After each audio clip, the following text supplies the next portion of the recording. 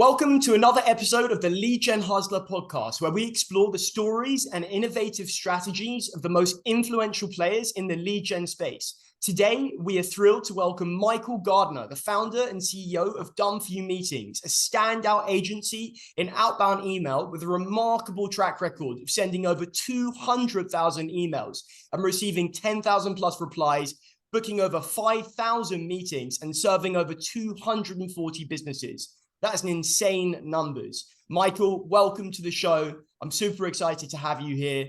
So to kick off, do you want to tell the people what you do?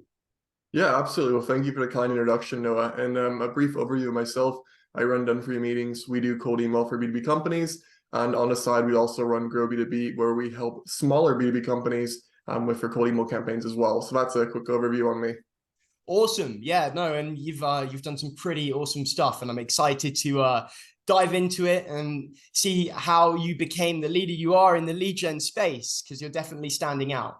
So kicking off with our first question, I want to understand just a little bit about what sets DFY Meetings apart from other agencies in the space. So maybe what's your unique value offering and how you stand out? Yeah, definitely. So when we started DFY Meetings, the majority of what we were doing was just pure campaign management, which would be quite similar to a lot of other lead generation agencies. And we still do that today, but two offers that we also provide, which are a little bit more unique. One is deliverability consulting. So I have a COO who's highly technical and one of the best when it comes to deliverability. So some of our clients actually have their own cold email processes and teams, and they're generally part of larger companies. And they might hire us for a retainer just to consult on deliverability. So doing such scale that they run into really unique issues. And then another thing we do is quite unique.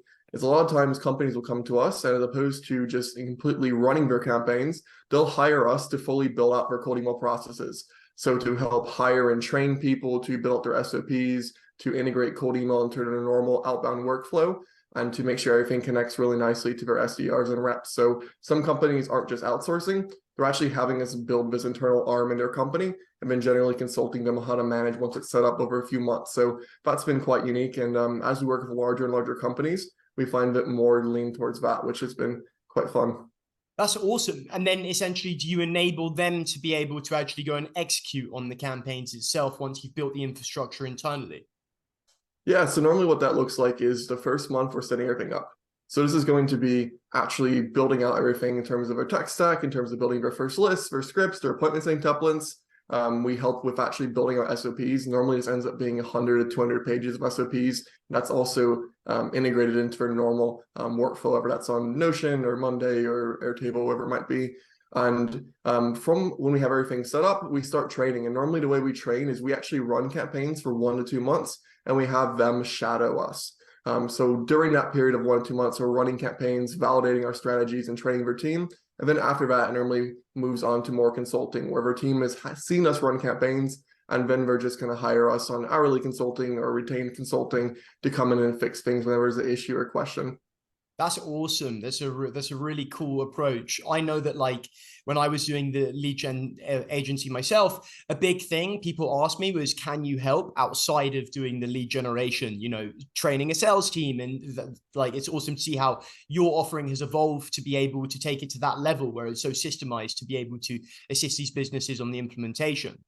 And who do you typically serve at DFY Meetings? What's a typical vertical and type of business that you work with look like? Yeah, so it is broad B2B. And when that started out, it was kind of a typical B2B company. You might think of like a marketing agency or SEO company or, maybe a video editor. But we've moved to a lot of strange B2B verticals that I just wouldn't have considered. Funny enough, I find that your most traditional and common B2B companies are generally the most competitive for cold emails. There's a lot of them where we have clients that just do really random things. Like we have medical devices, or we have people that do maybe logistics, or we have some that do, let's say, certain marketing offers you just haven't heard of. We have, consultants, and it's just kind of not, we still definitely have your normal marketing agency, ads agency, TikTok agency, whatever. Yeah. But a lot of them are these kind of not shiny, boring B2B services, which maybe I didn't even know was a thing until we actually had these people as a client. That's awesome. Yeah, medical devices, these types of industries that we would never have expected to touch. They do perform quite well as well, I've noticed as well, in some of these campaigns. I even contacted local pharmaceutical companies in like the UK. It was so random getting through to the local like family-run pharmacies. It's not easy, but if you can do it, it stands out and you definitely accelerate there. So yeah, I wanted to go back a little bit to your beginnings and just start about asking, how did you actually get into the space? What did that look like? And yeah, talk me through that. Sure. So before even lead generation, I started my first marketing agency kind of unintentionally in 2015. And that was an influencer marketing agency where I was actually selling promotions to companies through a network of Instagram accounts that I had grown that I owned. Did that for a little bit, and a lot of the clients I got for that business were from cold email. Ended up having a quite small but still successful exit of that business, and then moved into a few other agency ideas. And at this point, it was more of kind of an everything agency where I was just kind of doing this here and there. Use the word agency loosely, as it was probably more of like a glorified freelancer role with a website and a couple of VAs, but found that cold email is something I was really good at. And at the time, I was selling ad sources with Facebook, and I realized that I didn't really like the delivery process because I found ad account bans really frustrating. That was a big issue I was running into, and was trying to figure out what I wanted to do because I knew I wanted to have an agency, but wasn't exactly sure what to sell. And came up with this idea where, hey, I'm really good at cold email. That's I've been getting on my clients, and it seems to work well for me. And I started asking some friends about it, and the very common response I got was, yeah, we tried it, it didn't work for us, but we want it to. And I realized that most people weren't actually good at cold email, and it was not normal for it to be so easy for me. So I started doing cold email for some friends on pure commission just to validate the idea. I found out, hey, this actually works quite well. And then I decided to actually structure it into an agency. So it started with like a hypothesis where, hey, if I can test this with friends, see what kind of value it provides them, just do it on commission so there's no risk for them. And it worked. And that was the start of actually building it into a company. That's awesome. That's really cool to have. That's how it evolved. And where are you at today in terms of like, how long have you been running Done For You? How many years has it been? About 3. Yeah, a little bit over Okay, 3. awesome. That's really, really cool. And then what does it look like to be able to go from, say, your first 1 to 20 clients, then onwards to scale, and kind of you're now, at in the hundreds. So what did that journey look like? Yeah, so we've worked with hundreds total, but not consecutively. That would be a Yeah. lot at one time. But the most clients we've managed at one period of time was about 60, and that was certainly a lot. But in terms of the process of growing, I think from 1 to 10 clients, it's just really just outbound and doing it yourself, and then you add on people for recurring roles. Things like list building are the first to easily hire for, and then someone to manage the tech and domain setup, and then where I found things got a little bit more complicated growing the agency, which is a part where I think most people maybe don't get to and don't realize it's difficult, is when you need to start hiring like Western talent that can communicate with clients, like management level talent. So that was probably, like you mentioned, like above 20 clients. That was probably where things were different than what I expected, and was a kind of a learning curve for me because I had mostly done things in myself and a few VAs. And this time to grow, I needed to have people who could independently talk to clients and deliver directions to VAs and our support team. And that was quite a unique process, going to having multiple layers of management and Western team members and bigger salaries. Yeah, no, I've experienced it myself. Not also understanding like where to hire, timings. If people say yes, maybe that's not always the best thing. If ever you ask them, they can do something and they just say yes. Having to learn, yeah, it's definitely interesting. And then, so like you said, you've had to build out those layers, and you started off with list building, and then that naturally progressed into, obviously later down the line, having a fully fledged team. And what does that look like now in terms of that setup, and like what's the team look like in terms of roles? Yeah, so one thing that's worked out really nicely is I have a COO who became my business partner actually after working for me initially, and we complement each other really well. I am on creative, sales, and marketing. That's what I do great. I'm not very organized in terms of managing people or things. He is incredibly organized in terms of managing people or things. So it's nice because on his end, he's handling our hiring, he's managing our team, our automations. And on my end, I can put most of my energy into things such as this, marketing, building our own outreach campaigns, sales. And then I also do work with our creative team for actually writing scripts, because that's also something I excel at. But that division between both of us has probably been one of the things that has excelled the business the most, because I would imagine I'd probably be doing at least a mediocre, if not a bad job in certain areas of the business if I was doing everything without having someone like that where I could, independently hand things off and not have to worry about it getting completed fully. No, that's awesome. And going back to the service offering, obviously you've got a few different areas. How did you start to be able to approach like building out the initial service offering, understanding you said you started on commission only. So like what did the initial model look like and how did that typical deal evolve? So yeah, over time. Yeah, so I can give you a pretty clear answer to that. We started with just commission, and then I think most companies do. You move to pay per call, then you add a setup fee. Now you have a setup fee and pay per call. Then you Yeah. move to pay per lead, and then you move to retainer, and then we moved to more setting up systems. But that was the progression. So it started with basically what was a really low risk, justifiable offer that we could sell with minimal social proof beyond our few case studies from commission clients and results from my past businesses, which pay per call is pretty easy for business owners to see the numbers and justify. But you'll soon find that tracking for that can become quite complex when you're managing a lot of campaigns and when you try to estimate how difficult one industry will get a call compared to another. So that was what we started, and we had quite a few clients in that. And then as we moved to bigger companies, we found that companies didn't want calls, they wanted leads. So they wanted their SDRs to work the leads themselves and not just push calls directly, because it's kind of only pushing for a call isn't necessarily a good thing on outreach. So we moved to pay per lead. But eventually, as we worked with bigger and bigger companies, they didn't want pay per lead because their accounting departments like a fixed cost every month. We moved to retainer. Then we found that was just really easy to manage for everybody and kind of stuck there. And that's what we do when we manage campaigns now. And that's awesome. And then in terms of how do you calculate a retainer? Is it based off of the amount of, like, because you have an interesting approach, like when I was checking you out, and I'd actually heard about it before through a few friends where you're doing it based off of sends, right? And reach on the target market. So yeah, talk me through that. I'd love to understand how you approach that. Yeah, sure. So we charge a fixed flat monthly fee that's based on how many prospects we reach out to. And then depending on how many prospects we're reaching out to for a client, we generally have a set number of campaigns. So for example, if we're reaching out to 3,000 or 4,000 prospects a month, normally you do one unique campaign for 1,000 prospects. I want to say a campaign that's going to be a large test. So it's going to be a different title or a different industry or a different script angle. And then within that one campaign, we might have smaller subtests. Okay, awesome. And then, so to be able to say move forward with a client, you would have to understand what their target market looks like before you're able to actually move forward with, being able to propose an offer. Is that kind of the play?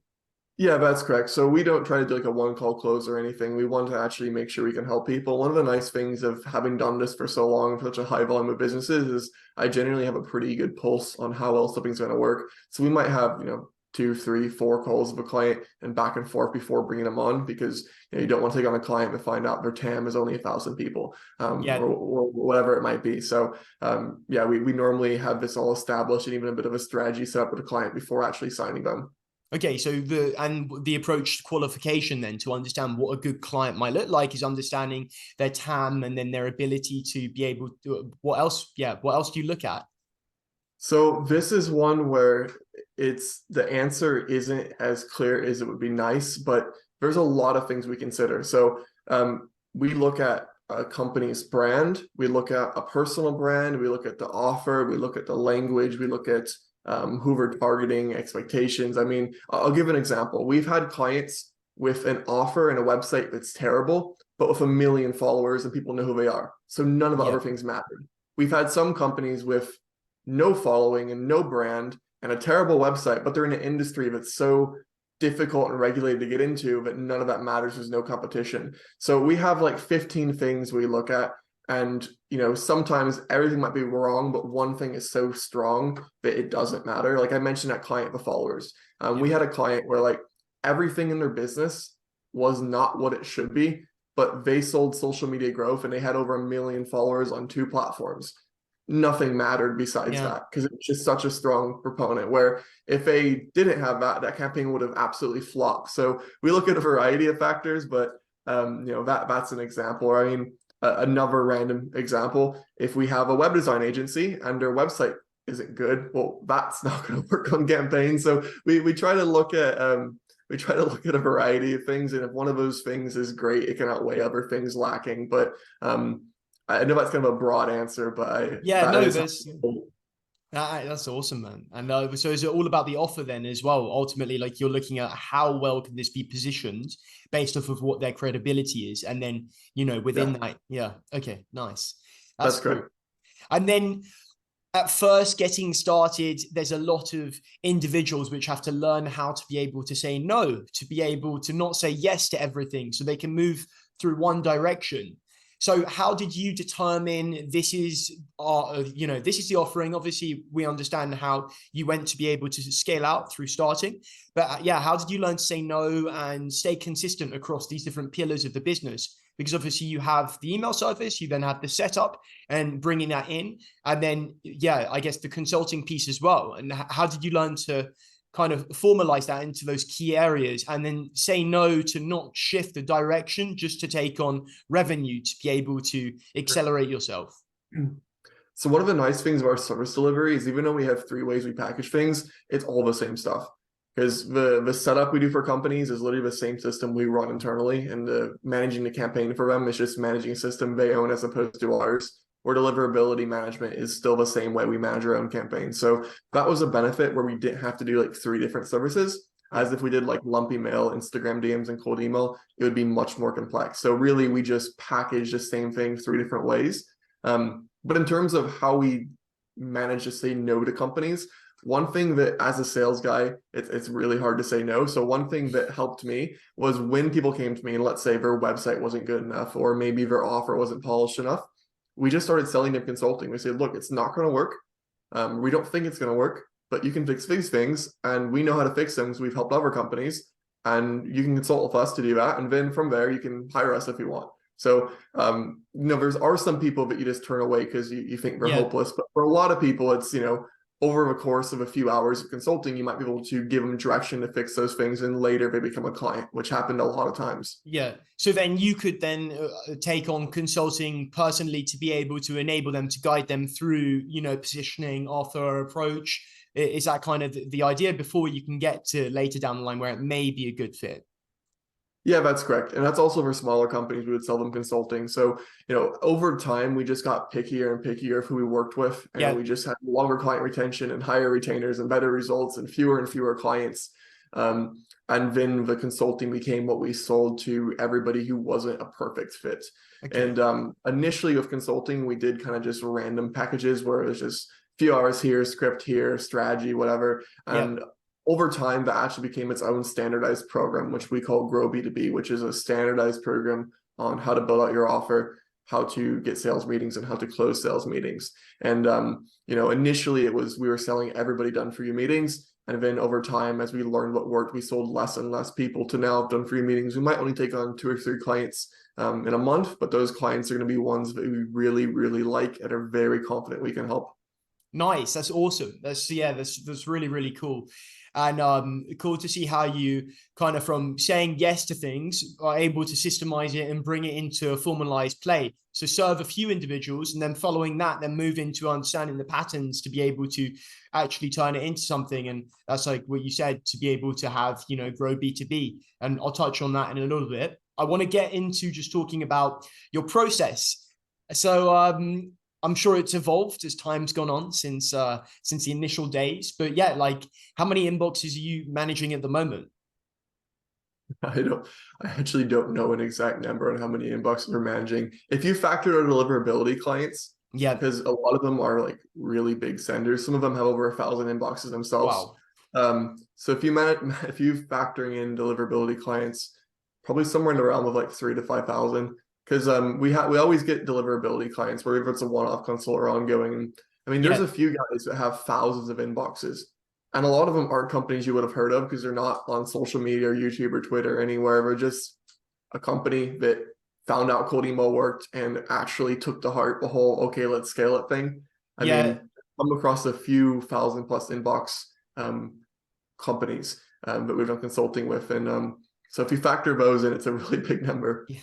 Wow. Yeah, no, that's insane. And then to those, just final question before I dive more into that on the process side, just out of pure curiosity, do those businesses that do have that many inboxes also do sales in parallel and have their own plays going on, or does that become their arm in terms of their approach, and their sales team just picks up and actually responds to all of the replies that are coming out and a result of those campaigns being run?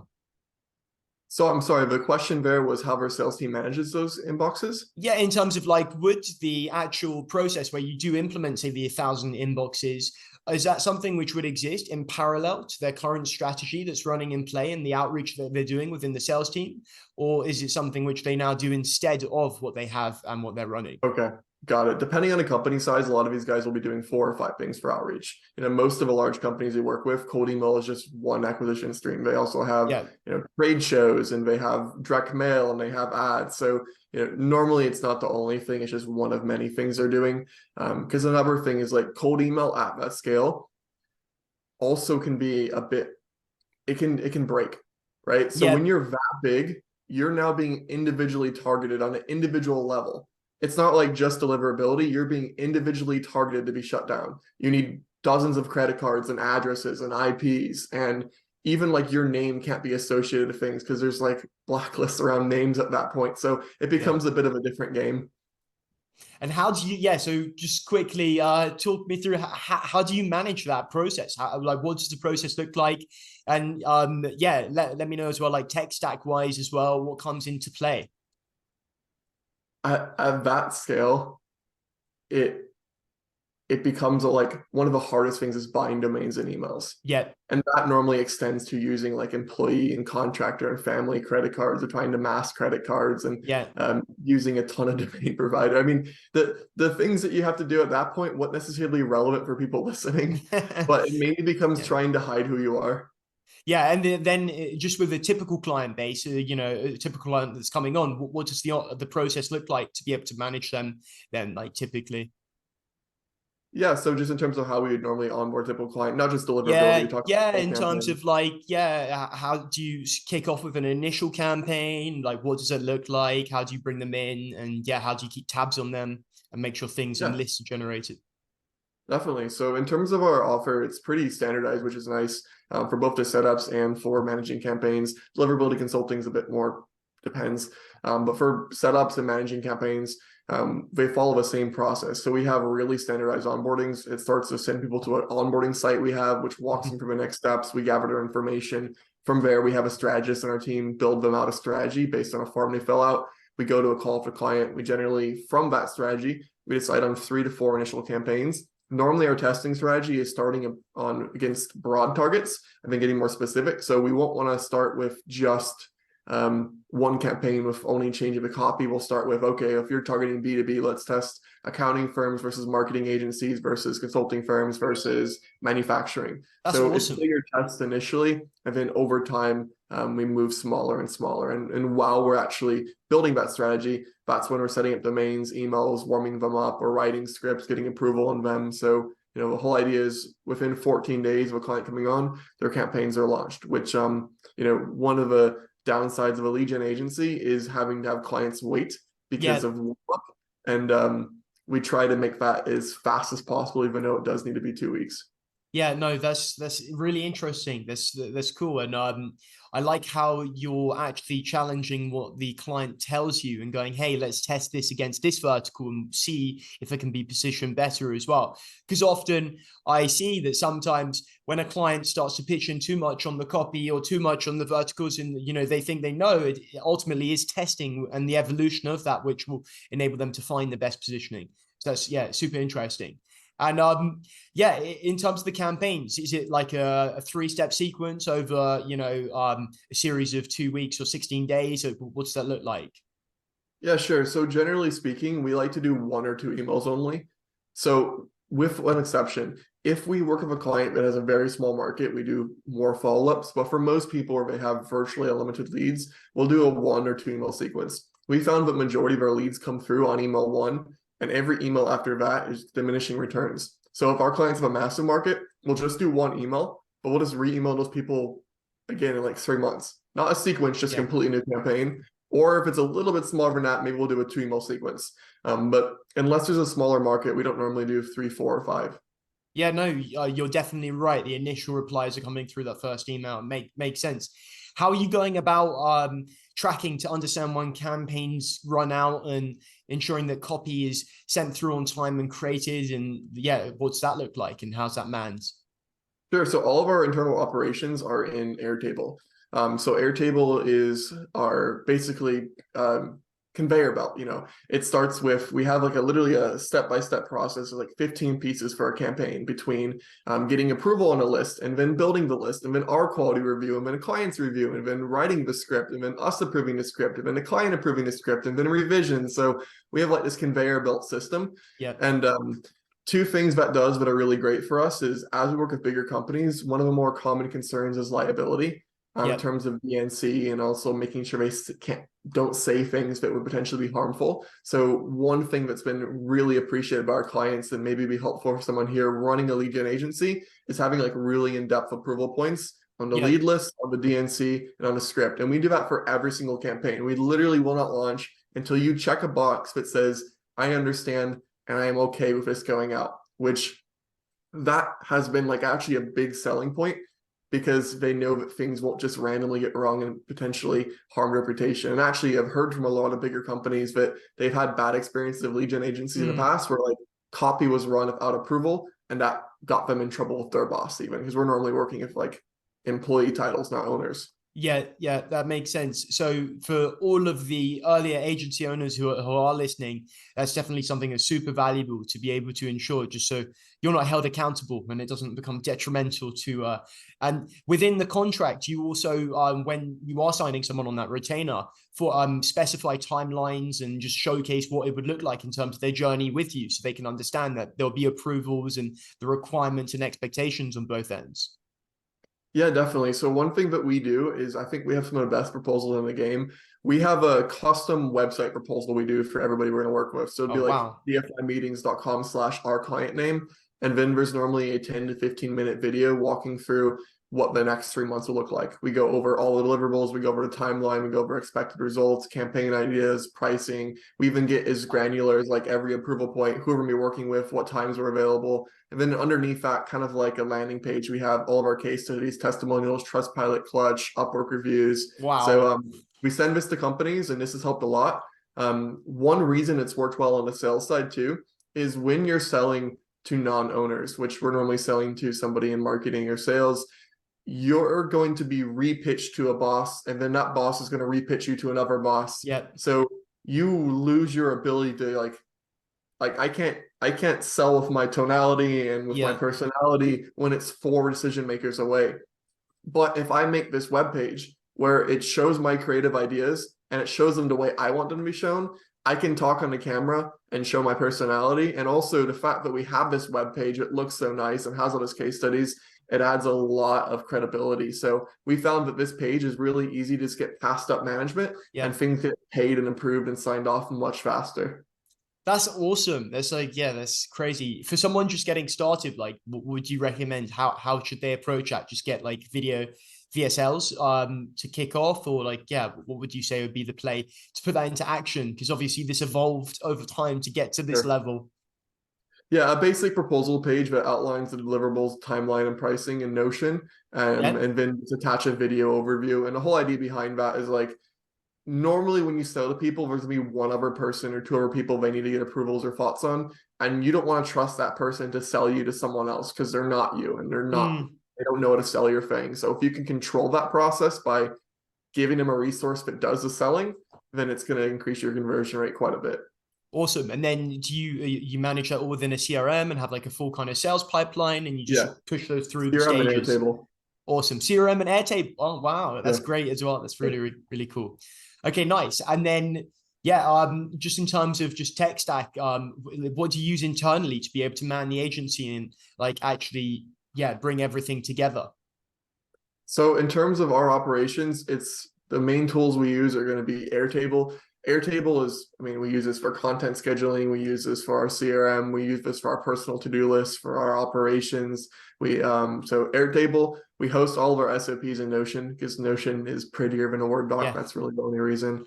So Notion, Airtable, Jotform for any inputs we need to track, which go into our Airtable, and Slack for communication. Those are the main 4. And then in terms of client communication, how are you getting things approved? Is that just, like you said, Slack and Jotform. Slack and okay, sweet, Yeah. awesome. And then each client's in a separate channel, or is it separate workspaces? Yeah, separate channel. And one thing that we do too is like we use Zapier as like the glue between all these things. So Nice. as I mentioned, we have like a conveyor belt, an Airtable that is our operation. And when somebody finishes a script, for example, someone on our team would checkbox finished. That would have a Zapier notification. It would send a jot form to the client, which shows a script. They can add comments and feedback and approve it or send for request. Goes back to Airtable. So as much of this stuff as Nice. you can connect together and make it like a conveyor belt, the better. Yeah. But yeah, those are the main tools we use for running. I mean, obviously there's a different tool stack for leads and for emails, domains, Yeah. sending, but in terms of operations, those are the core things. No, that's awesome. Like, that's really good to understand. And then would you like to be able to get into starting to be able to build out a conveyor belt style operation and systemize your agency? Recommend anything to draw this out? Did you put it into like a Miro or like a Lucid? Is that where you design this all? So this is where I have a great operations business partner who Yeah. loves spending a lot of time making flowcharts. Nice. My flowcharts look like a blind child. Blind, like it's not, they're not pretty. So what I'll do is like I'll sketch something out and literally a piece of paper and take a picture of it, and then he'll make it something pretty and present it to me, Nice. and then actually make it happen. So So yeah, that's was it the economic. best idea? Like identifying you needed someone to be able to help you actually operationalize it? And at what point did you actually determine you needed someone to help systemize everything? Was there like a key point?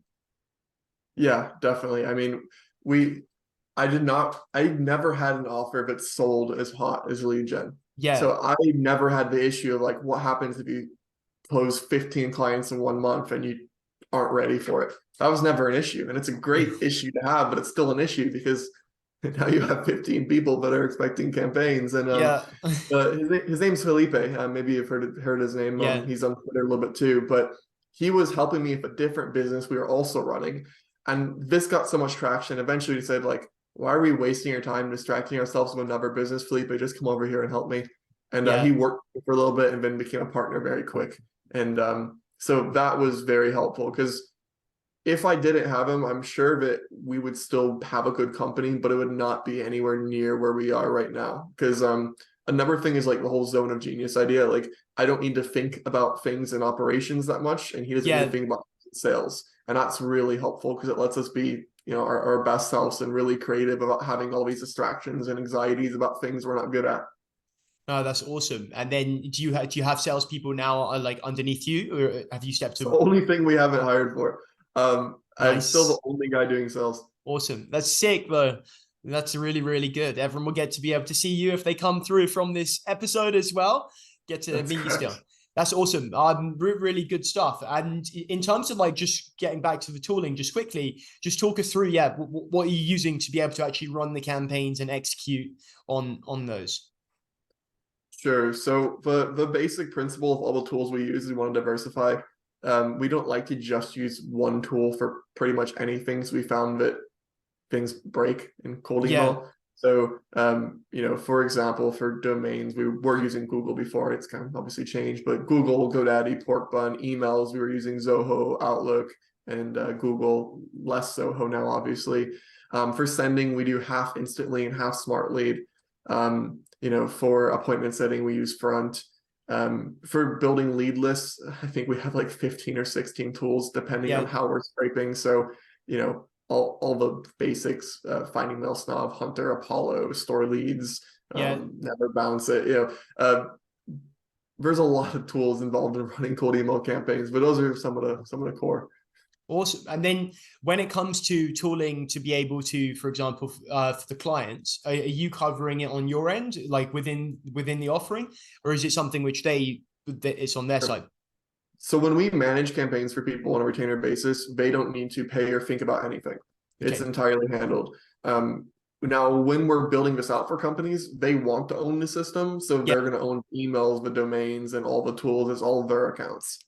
Okay. Nice. Okay. That's cool. And then, yeah, this has been super interesting. I just wanted to be able to end on one key question as well, to be able to comment on, like, you have your YouTube, your Twitter, and like you're big on social. So like, where did you get the idea to be able to start posting? What's the approach, and what's kind of the ideas behind that? And how do you actually funnel that in and back to yourself? Because it'd be good to understand, to educate other individuals who are kind of starting and building out their brands to be able to kick off in the space. Yeah. Yeah, definitely. So the way I got started was a little bit different. So my first business was an Instagram theme account network, where I basically had an influencer marketing agency, but the influencer pages were mine. So I had about 1 million followers between like car pages and travel pages and luxury house pages. And back then I wasn't building a personal brand, but I was in high school at the time and I wanted followers. So I would like shout out my own page occasionally and get my first few thousand followers that way.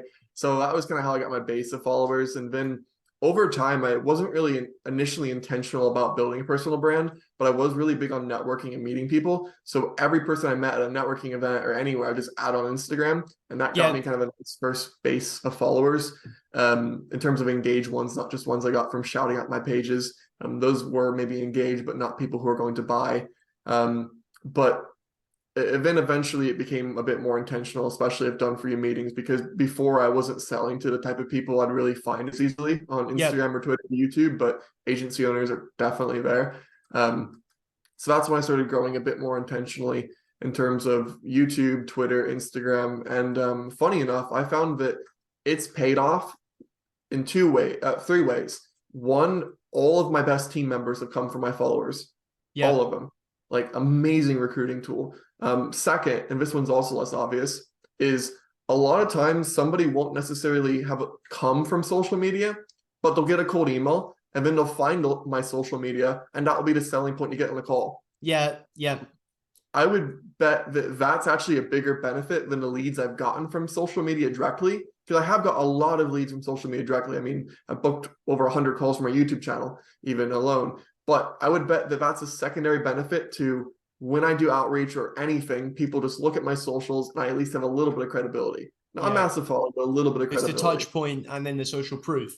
Yeah. Okay, cool. And is there a play in terms of like YouTube? You're going through key topics, educating people around these key areas. If you how did you design that? Did you look at like what you're discussing and where your knowledge lies and then build that into a strategy? On YouTube, it's honestly been just me recording videos on things that people ask me in my Instagram DMs, which is genuinely work. I'm trying to be more strategic on YouTube, because one thing too is like we have our consulting program, which is a relatively newer, and that's something we're selling more through YouTube, because the average client of ours is like 100+ person organization for Done For You Meetings, and they're less likely to come through YouTube, even though they do come sometimes, but less likely. But now with this consulting program, we have something more to sell through YouTube. So we're trying to be more strategic. So maybe going forward, you'll see more of a strategy. But right now it's more of, I interview people I find interesting and I record videos on topics that either I enjoy or I get asked a lot. And there's not too much beyond that, to be fair. There's not like an SEO tactic or a retention tactic. It's just been Loom video style recordings that I think are interesting or helpful. No, that's good. It looks like it's working. It's really cool. And we'll end it on one final one. I said before, but what's next for Done For You over the next year, and then also like grow B2B? What are you looking at to do in the future? What's next for you over 2024? Yeah, definitely. So for Done For You Meetings, our goal is to continue working with larger and larger companies, doing fewer but more extensive and more expensive setups. So instead of setups for 100-person companies, I would love to set up cold email structures for companies with 1,000 or 10,000 employees, and work with just maybe one a month, or maybe even one a quarter. I love the idea of like just doing these massive infrastructure projects, because you can get really in depth on them and just focus a ton. So if Done For You Meetings, that's what we're aiming to do. Obviously, we'll keep running campaigns as they come to us, but for the setups, I really want to work with like bigger and bigger companies. I had one experience working with a Fortune 500 before, which I love, and I would love to do more projects like that. And then on Grow B2B, that's something that we've had great results from, got a lot of case studies, and we've finished the program entirely. We started like as a pre-sale where we're building the program while selling it, but it's finished now, and we're at the point where we can kind of mass market it. And I've never had something like this where I could sell to a broad range of people. Where done for you meetings is always so specific. Yeah. So we're going to start doing things like ads and mass YouTube campaigns and just things I haven't done before, which Yeah. I'm quite excited about. That's awesome. Yeah. Ads is such an area that I'm sure could all become experts in from just applying the same logic. I see a lot of people moved into the LinkedIn ad space as well, which is interesting. You know, like it's super interesting. And yeah, no, sounds exciting to be able to scale up and to be able to hit Fortune 500 companies and so many people to serve, grow B2B. A very interesting year ahead, I'm sure. And thank you so much for coming on the show. I really appreciate it. And it's been great to meet you and get to share your lessons and learnings today. Absolutely, no, thanks so much. Awesome. Thank you.